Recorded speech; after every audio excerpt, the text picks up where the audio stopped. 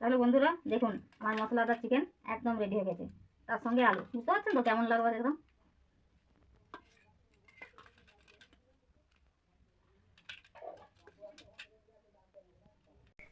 নমস্কার বন্ধুরা, রানী কিচেনে আপনাদেরকে স্বাগত জানাই। আজকে আমি আপনাদেরকে দেখাবো চিকেন মশলা। তাহলে চলে আসুন কি কি রেসিপি লাগছে আপনাদেরকে একবার দেখিয়ে দিই। এখানে আছে মশলা মাখানো চিকেন, সব রকম মশলা মাখানো আছে। এখানে আছে বিলাতি কুচি, এটা পেঁয়াজ কুচি, আর এখানে আছে আদা এবং রসুন বাটা। আমি কড়াই চাপিয়ে দিয়েছি, এবারে কড়াইয়ে গরম তেল দিয়ে দেবো। ব্যাস,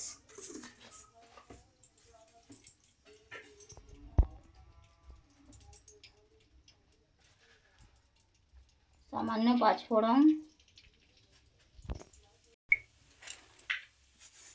পেঁয়াজ কুচিগুলো সব দিয়ে দেবো।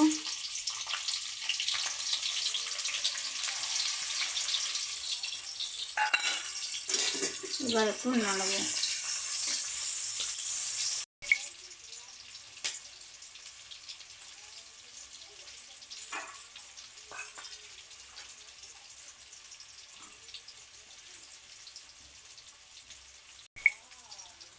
পেঁয়াজগুলো আমি লাল লাল করে ভেজে নেব।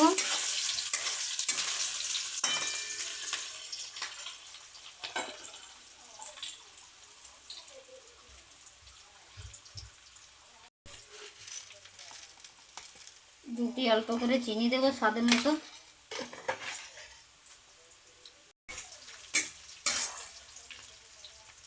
পেঁয়াজগুলো ভাজা আমার হয়ে গেছে, এবারে রসুন বাটা এবং আদা বাটাটা আমি দিয়ে দেবো।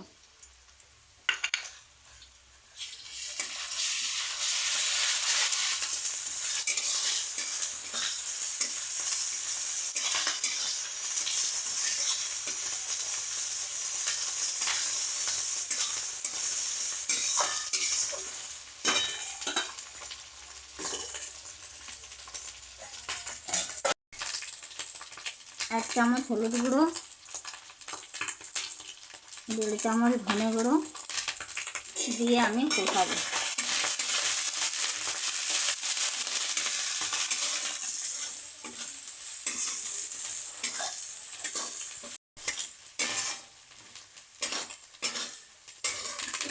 মশলাটা আমি আগে ভালো করে কষিয়ে নেব।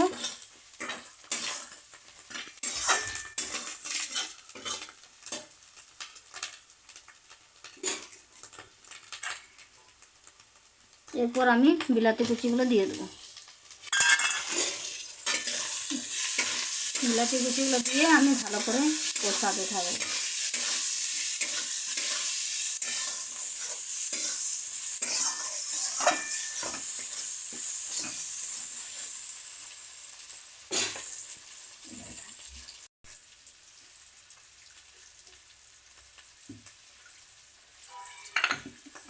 মশলাটা কষানো আমার হয়ে গেছে।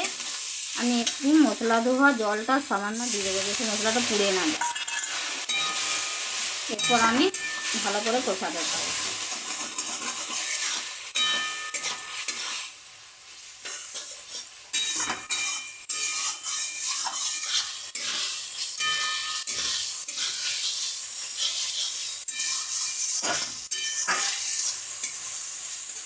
ব্যাস, আমার মশলাটা কষানো হয়ে গেছে। এরপর আমি মাখানো চিকেনটা দিয়ে দেবো। মাখানো চিকেনটা দিয়ে আমি কিছুক্ষণ কষাবো।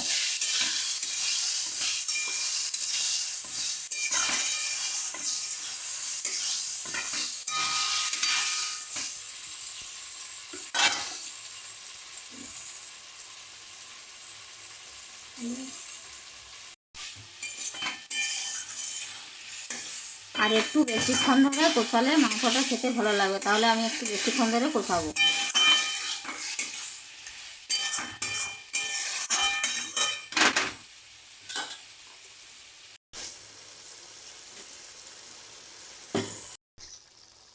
মাংসতে আমি নুন হলুদ মাখানো আলুগুলো দিয়ে দেবো, যাতে আরও টেস্ট হয় চিকেন মশলাটা।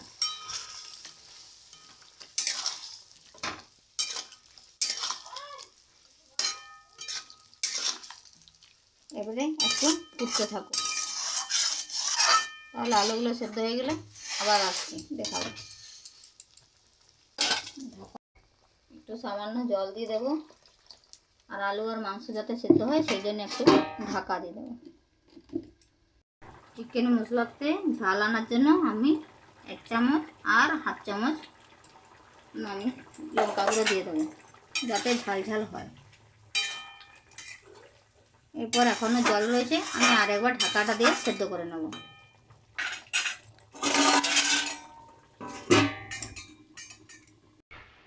নামানোর সময় আমি অল্প করে মিট মশলা দিয়ে দেবো, দিয়ে নামিয়ে নেব, তাহলে চিকেনটা খেতে ভালো লাগে।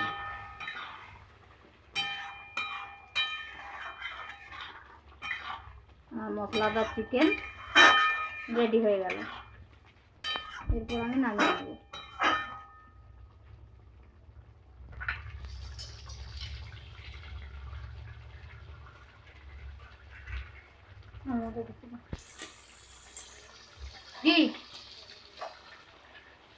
চিকেন মশলা আমার রেডি হয়ে গেছে, এরপর আমি নামিয়ে নেব।